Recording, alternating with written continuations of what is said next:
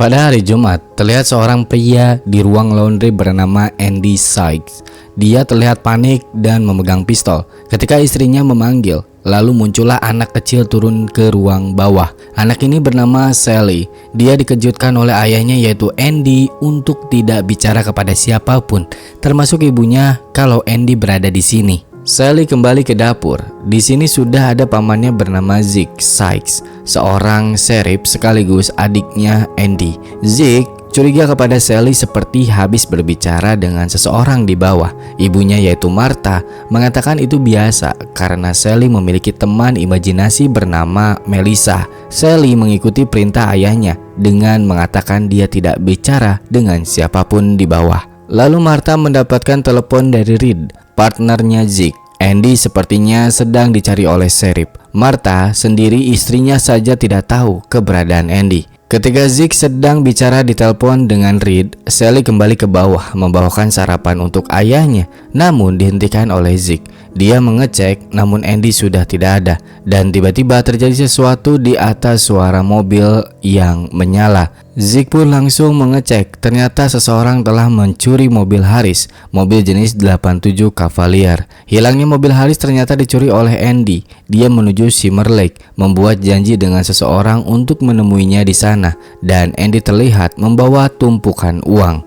Zeke dengan Haris menjemput Reed. Mereka mengantarkan Haris menuju kantornya terlebih dahulu. Scene berpindah, kita diperlihatkan seorang wanita bernama Steph Burton yang sedang mengemas barang-barangnya. Di tempat lain, Zeke dan Reed berada di rumah seorang mantan hakim bernama Dawkins, disusul oleh dua anggota FBI yang datang bernama Kyle dan Kurt. Mereka berdua semalam baru saja mengintai rumahnya Steph, tapi dia tidak menemukan Steph berada di sana dan juga pergi. Mereka hanya menemukan seseorang remaja telanjang keluar dari halaman rumah sebelah Steph. Mungkin kalian bingung bertanya-tanya, ada apa sih sebenarnya dalam film ini? Jadi, petugas saat ini tuh sedang menyelidiki perampokan bank yang telah terjadi pada hari Selasa. Dawkins adalah pemilik bank yang telah dirampok. Namun saat mereka mengecek ke dalam keadaan rumah tidak terkunci, mereka menemukan Dawkins telah tewas. Oh, better get him out.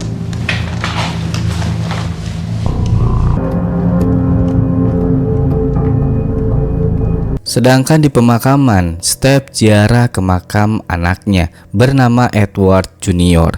dan Andy sudah disampai di lokasi, namun belum bertemu dengan siapa-siapa. Ed Burton dan Andy Sykes, dua orang yang saat ini dicurigai oleh FBI sebagai pelaku pembunuhan Dawkins dan perampokan bank. FBI dan sheriff beradu argumen di sini. FBI yakin pelakunya adalah Ed dan Andy, namun Zeke menolak hal itu. Zeke merupakan adiknya Andy, jadi dia mengira kakaknya tuh dimanfaatkan oleh Ed untuk melakukan kejahatan. Tambahan informasi, Steph dan Ed adalah sepasang suami istri dan memiliki anak bernama Edward Jr. Saat ini semua masih dugaan karena Ed dan Andy belum ditemukan. Meskipun FBI sudah mencari di seluruh wilayah termasuk di negara bagian, tapi hasilnya nihil dan FBI yakin mereka adalah pelaku karena sampai saat ini menghilang. Perdebatan ini membuat Zeke pergi meninggalkan ruangan dan disusul oleh Reed. Zeke akan pergi ke rumah Ed. Reed nggak ikut di sini karena emang nggak diajak. Zeke meminta Reed untuk terus mengawasi Kyle dan Kurt dan meninggalkan pesan untuk Reed. Jika ada kabar tentang Andy, dia ingin tahu informasi itu lebih dulu karena Zeke yakin Andy masih berada di wilayah ini dan semalam dia melihat Andy berada di rumahnya. If Andy turns up, I'd rather hear about it first. Any information I get, you will be the first to know. Thanks, partner. Malamnya di kantor polisi, Reed dengan FBI santai-santai sedang makan dan tidak lama dari itu mendapatkan kabar dari petugas bernama Walter. Dia telah menangkap tersangka yang dicari oleh FBI saat ini. Setelah mendengar penjelasan ciri-ciri orangnya dari Walter, Kurt yakin Walter menangkap orang yang salah dan menyuruhnya untuk melepaskannya. Dan Andy yang masih berada di Shimmer Lake, sebuah mobil pun datang. Andy menaruh uang itu di bagasi mobil dan yang terjadi selanjutnya adalah No, please no. Orang yang menembak Andy sangat misterius. Kita hanya bisa melihat sebuah tato tulisan State Champs Back to Back, yang artinya juara negara bagian 2 kali berturut-turut. Kita mundur di hari Kamis pagi. Dawkins tampak gelisah dan menelpon Ed, tapi Ed tidak bisa dihubungi. Sementara Andy datang menemui Steph dengan tergesa-gesa karena dia semalaman tidur di ladang jagung dalam mobil. Steph memberi kabar bahwa uang curian berada di Dawkins. Steph memberikan pistol kepada Andy karena ini jalan satu-satunya untuk bisa mendapatkan uang itu lagi. Di sisi lain, di rumah Martha, Zeke ngobrol dengan Martha dan ada juga Sally di sini yang lagi sarapan. Zeke overthinking soal kondisi kakaknya. Dia yakin kakaknya tidak terlibat dalam masalah ini. Andy ternyata telah hilang lebih dari 1 malam. Martha yang awalnya sudah mencoba kuat dalam menghadapi ini semua, tiba-tiba dia menangis. Tidak ingin membuat Sally kepikiran melihat ibunya, Zeke pun pergi bersama Sally mengantarkannya ke sekolah. Kita pindah ke Steph. Dia duduk di depan pintu, mendorong pintu dan membuat gosokan itu terjatuh menimpa dirinya. Steph melakukan ini semua dengan sengaja. Lalu Dawkins yang berada di rumahnya menonton berita soal perampokan bank BFM, Bank First Mackey. Bank tersebut milik Dawkins. Perampokan itu dilakukan 3 orang, satu lagi bernama Chris yang telah ditemukan tewas di sebuah motel. Lalu ada telepon dari Steph. Dawkins terlihat panik saat menelpon. Dawkins meminta Steph mengembalikan rekaman. Rekaman itulah yang membuat Dawkins panik, dan ditambah di akhir dia kecewa dengan keputusan Ed masalah kesepakatan yang telah mereka berdua sepakati. Steph juga menyinggung soal uang hasil rampokan yang kini berada di rumah Dawkins.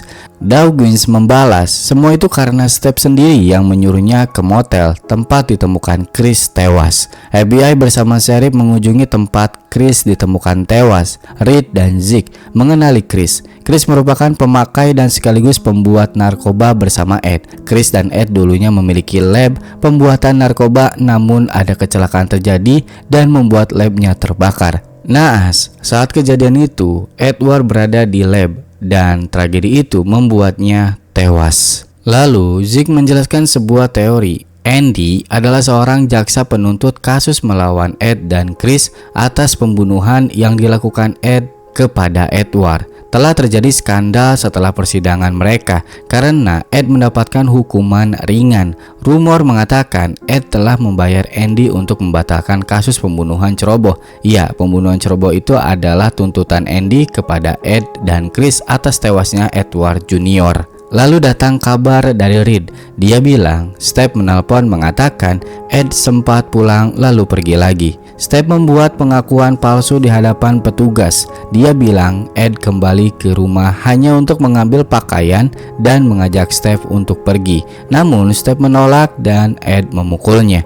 Kurt gak percaya hal ini. Zeke pun demikian. Karena tidak mungkin Steph menolak ajakan Ed yang membawa uang $3 juta. Akhirnya Steph mengatakan kalau Ed pergi ke Meksiko untuk menyelesaikan tugas terakhirnya. Tidak tahu rinciannya apa karena dari pengakuan Steph, Ed tidak pernah bercerita soal bisnisnya. Menjadi sebuah pertanyaan bagi para petugas atas kebenaran ini. Tapi tidak lama dari itu, Andy menelpon Zeke. Dia mengaku sedang berada di Meksiko. Sedikit cerita masalah Andy. Dia saat ini sedang dalam kesulitan ekonomi. Rumah tangganya juga sebentar lagi hancur. Andy akan bercerai dengan Martha. Andy di sini mengaku tidak pernah mengambil uang hasil rampokan. Setelah semua tragedi ini, Andy merasa dia dijebak oleh Ed dan tidak bisa menyerahkan diri. Meskipun Zeke akan menjamin Andy nantinya karena permasalahan antara Andy, Ed, dan Dawkins di masa lalu. Masalah soal tuntutan Andy kepada Ed. Dawkins ketika masih menjadi hakim, dialah yang menolong Ed memberikan keringanan hukuman bagi Ed, dan rumor soal Ed membayar Andy untuk mencabut laporan atau tuntutan terhadap Ed ternyata itu juga benar. Zeke mengetahui ini. Andy mendapatkan mobil mewah dari Ed setelah mencabut tuntutannya kepada Ed. Selesai menelpon, FBI sudah pergi mengecek bukti selanjutnya karena telah ditemukan mobil Chris di suatu lumbung. Di sini, Reed agak curiga dengan gerak-geriknya Zeke. Reed peduli dengan Zeke, dia tidak ingin Zeke terlibat dalam kasus ini. Malam harinya, Dawkins menelpon seseorang untuk datang ke rumahnya. Dia begitu gelisah memaksa orang yang ia telepon untuk datang. Bahkan dia rela membayar $1.000. Dan di rumah Martha, Zeke makan malam di sini. Hubungan Zeke dan Sally semakin dekat, membuat Martha terpukau karena Zeke begitu hebat dalam mengambil hati anak kecil. Sampai-sampai Sally mengatakan Zeke akan menggantikan posisi ayahnya sendiri. Dan orang yang Dawkins suruh datang adalah pacarnya seorang laki-laki bernama Allison. Saat setelah berbincang dan berhubungan, Allison ke toilet mau BAB. Tiba-tiba datang Andy meminta uang kepada Dawkins. Iya, uang hasil rampokan. Allison mendengar kegaduhan ini dari toilet. Dia menahan BAB-nya untuk tidak keluar karena takut ketahuan. Andy menemukan tas yang berisi uang di bawah kasur dan Andy dengan Dawkins berdebat soal Ed. Sampai akhirnya Allison tidak kuat menahan. Suara kentut brutal dari Allison terdengar oleh Andy. Andy mengira itu adalah Ed dan mencoba mengeceknya, tapi Dawkins menolak karena dia tidak ingin aibnya terbongkar. Setelah Andy buka pintu, Allison berteriak dan Andy dengan Dawkins berkelahi.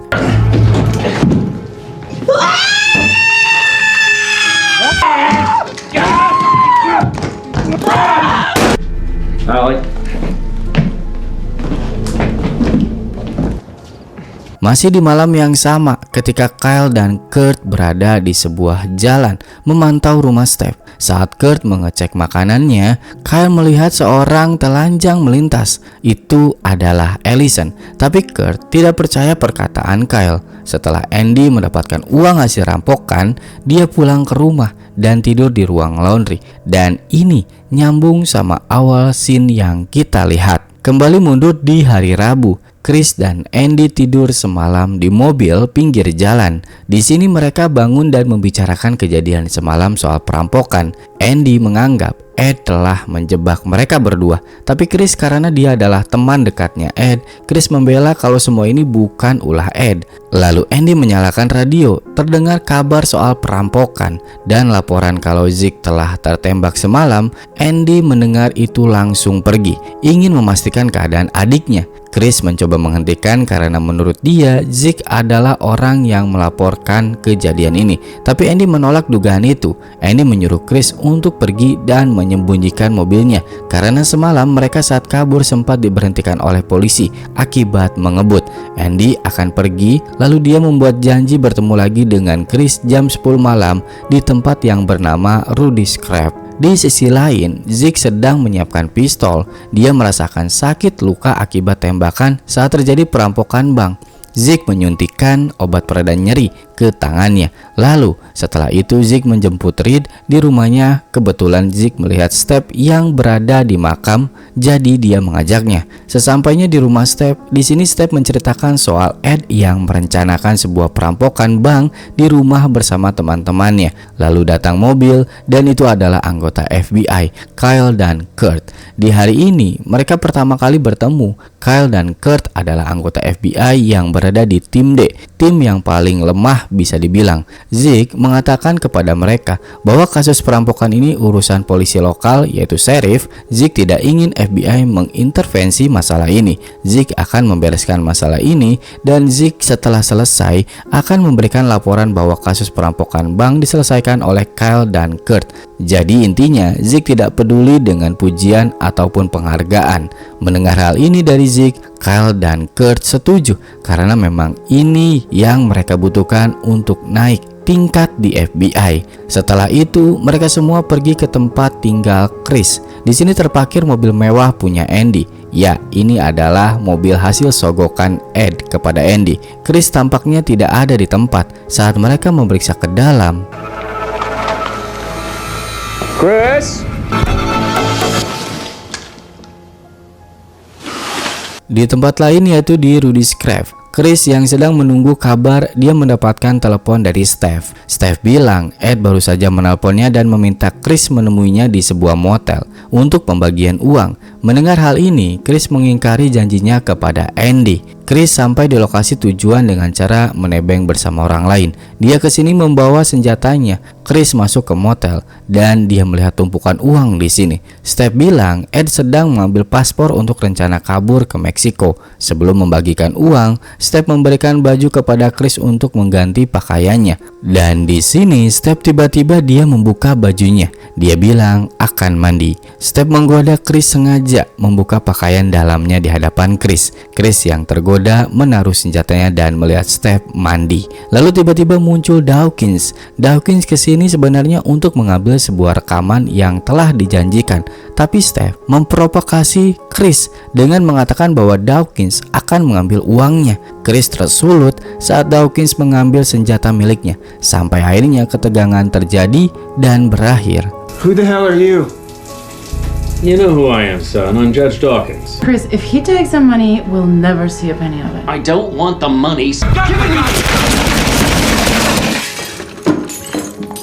Chris tewas terbunuh oleh Dawkins. Semua ini terjadi karena rencananya Steph. Dawkins jika ingin mendapatkan rekaman yang dia inginkan, Dawkins harus membawa uang hasil rampokan itu ke rumahnya untuk menjaga sampai situasi aman. Setelah pembagian uang, Dawkins akan mendapatkan rekaman yang ia minta. Steph juga bilang keluarga Dawkins harus tidak ada di rumah demi kelancaran rencana ini. Sementara Andy pergi ke tempat yang telah dijanjikan. Dia kesal sendiri karena merasa dibohongi oleh Chris. Malamnya Dawkins pulang ke rumah menyembunyikan uang di bawah kasur. Di sini istrinya melihat Dawkins tidak menjelaskan apa yang terjadi. Dia meminta istrinya dan anaknya untuk pergi berlibur mulai besok. Hari Selasa, hari perampokan tiba. Ed yang baru saja terbangun dari tidurnya. Kita bisa melihat tato yang sama seperti di lengan yang membunuh Andy. Pagi ini Steph dan Ed ngobrol soal perampokan. Awalnya sih biasa aja, sampai akhirnya keadaan berubah menjadi tegang ketika Steph membahas lagi soal anaknya. Ed tidak menunjukkan rasa bersalah ataupun menyesal atas kematian Edward Jr. Padahal Edward baru aja meninggal 8 minggu lalu. Setelah Ed bebas dari tuduhan, malah merencanakan sebuah perampokan. Kita pindah ke Andy yang sedang sarapan bersama keluarganya. Martha bicara soal pentas Sally sore ini, tapi Andy tidak bisa menghadirinya karena alasan mau nongkrong sama teman-teman sekolah. Martha kecewa dengan Andy yang lebih mementingkan temannya. Bukannya memberi solusi baik untuk Sally, dia malah marah. Di tempat lain, Zeke menjemput Reed lagi dan kini bersama Ed. Ternyata mereka bertiga itu adalah teman dekat ketika di SMA. Mereka dalam satu tim football Amerika. Singkat cerita, di tempat kerja Ed, dia mendapatkan telepon dari Dawkins. Kebenaran terkuak di sini. Ed pernah memeras Dawkins dengan menggunakan rekaman. Pertama, untuk membebaskan dia ketika di penjara, dan yang sekarang dia kembali melakukannya untuk meminta nomor berangkas bank. Rekaman tersebut merupakan video adegan dewasanya Dawkins bersama Allison. Di kantor polisi, Zeke membicarakan tugasnya malam ini dengan Reed. Malam ini, Zeke ditugaskan oleh Dawkins untuk menjaga banknya di malam hari. Tadinya, Reed menawarkan diri untuk gantian, tapi Zeke menolak. Sementara di rumah Ed, dia sedang membicarakan rencana perampokan sambil melihat denah bank. Mereka bertiga ini adalah amatiran dan nekat merampok bank. Karena merasa ini mudah, Ed menguasai Dawkins sebagai pemilik bank. Ditambah, Andy mengetahui kondisi di bank karena dijaga oleh adiknya. Zeke tidak pernah mengunci bank ketika malam saat dia berjaga. Steph yang mendengar ini semua, dia udah mulai muak. Dia ingin bicara dengan Ed berdua. Steph pertama minta maaf soal tadi pagi dan Steph meminta untuk membatalkan rencana ini. Padahal semua rencana ini tuh merupakan buatan Steph, tapi dia malah membatalkannya. Tentu Ed menolak permintaan Steph. Steph bilang begini karena dia khawatir soal Ed. Okay, trust me. You're gonna be singing a very different tune in a few hours when you're a very rich woman. Zeke sampai di bank, disambut oleh Dawkins. Bank saat ini sedang menyimpan banyak uang. Uang ini akan dibagikan dalam waktu dekat kepada para petani di kota. Sebelum Dawkins pergi, dia mengatakan kepada Zeke jika terjadi perampokan tembak saja dan aku akan mendukungmu 100%. Yap, perkataan ini memang benar. Malam ini akan terjadi perampokan. Dawkins tahu hal ini karena dia langsung berhubungan dengan Ed. Dawkins sudah pergi, Zeke sedang bersantai di sini. Tiba-tiba muncul dua orang menggunakan topeng. Dua orang itu Ed dan Andy. Mereka langsung menyandra Zeke, memborgolnya di meja. Sementara Andy menghancurkan CCTV. Zeke di sini sangat santai banget, nggak panik sama sekali. Setelah semua beres, Andy keluar menunggu bersama Chris dan Ed membuka berangkas. Namun ketika dia mencoba berulang-ulang kali kode tersebut, pintu tidak mau terbuka. Zeke di sini sebenarnya tahu siapa orang ini. Karena udah capek ngelihat gagal terus, Zeke membantu Ed membuka berangkas. Zeke memeriksa kertas kode berangkas. Dia bilang kalau ini salah tulis dan Zeke dengan sukarela memperbaiki kode berangkas. Kode tersebut adalah tanggal pernikahan Dawkins. Zeke juga mengatakan untuk membuka topeng karena dia tahu siapa identitas perampok ini. Ed pun dengan santai membuka topengnya dan membuka berangkas. Berangkas itu berhasil dibuka. Setelah mengambil seluruh uang di berangkas, Zeke menyinggung soal kematian Edward Jr. yang membuat Ed marah dan menodongkan pisau kepada Zeke. Dan tiba-tiba hal mengejutkan terjadi. I could kill you. Or what?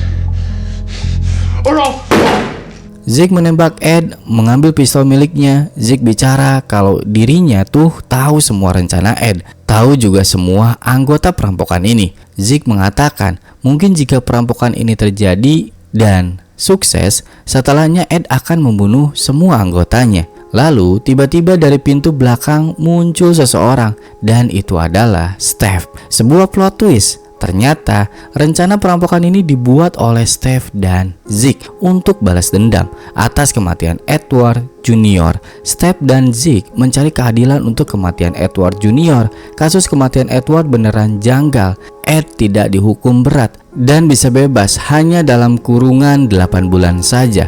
Dia berhasil menyuap Andy dan mengecam Dawkins menggunakan rekaman adegan dewasa Dawkins. Yang lebih mengejutkan lagi, ternyata Edward Jr. bukan anaknya Ed, melainkan anak Steph dan Zeke. Sebab itulah rencana ini dibuat untuk balas dendam. I'm sorry too. Di luar, Chris mendengar suara tembakan ingin masuk, tapi dihentikan oleh Andy. Zeke menyuntikkan obat anti nyeri ke tangannya. Jika kita lihat teliti, Zeke memiliki tato yang sama seperti pembunuh Andy. Rencana selanjutnya adalah Steph menembak Zeke untuk mengelabui petugas. Seolah-olah semua ini kejadian dilakukan oleh Ed. Di luar, Andy mengintip dari pintu. Dia melihat Zeke berjalan keluar dan mereka berdua pun langsung kabur. Zeke tidak mengejar, dia hanya menembak ke langit. Dan setelah itu, Zeke bersama Steph memindahkan mayat Ed ke mobil dan dibawa oleh Steph. Zeke kembali ke bank, dia menekan alarm, lalu berbaring di tempat Ed ditembak. Sementara itu, Chris dan Andy diberhentikan oleh polisi karena mengebut. Namun, mereka diloloskan oleh polisi karena surat-suratnya lengkap. Dan Reed menerima sinyal dari alarm bank, langsung menuju lokasi. Dia menemukan Zeke terbaring dengan darah di lantai. Zeke bilang semua ini dilakukan oleh Ed. Dua temannya kabur menggunakan mobil berwarna biru. Melihat ini, dia langsung menelpon polisi dan ambulans. Sedangkan Steph pergi ke suatu tempat untuk mengubur mobil serta mayat Ed di dalamnya. Kembali ke bank, polisi dan medis datang. Polisi yang sempat memberhentikan mobil berwarna biru yang ditumpangi Chris dan Andy juga berada di sini. Lalu Reed mengabarkan kepada Zeke kalau dua polisi tadi tuh baru aja menilang kakaknya dan Chris. Tapi mereka meloloskan karena surat-suratnya lengkap. Zeke pura-pura terkejut mendengar semua ini. Ya karena dia adalah dalangnya. Cerita pun berakhir, Zeke mendapatkan uang, pelaku perampokan juga pembunuh anaknya telah tewas, dan tentunya skenario yang dibuat untuk balas dendam berhasil, ditambah mendapatkan bonus berupa uang 3 juta dolar. Rencananya sempurna, tidak meninggalkan saksi satupun, dan filmnya tamat. Oke, gua Angga. Yang belum subscribe silahkan subscribe dulu. Sampai jumpa di video selanjutnya. Terima kasih.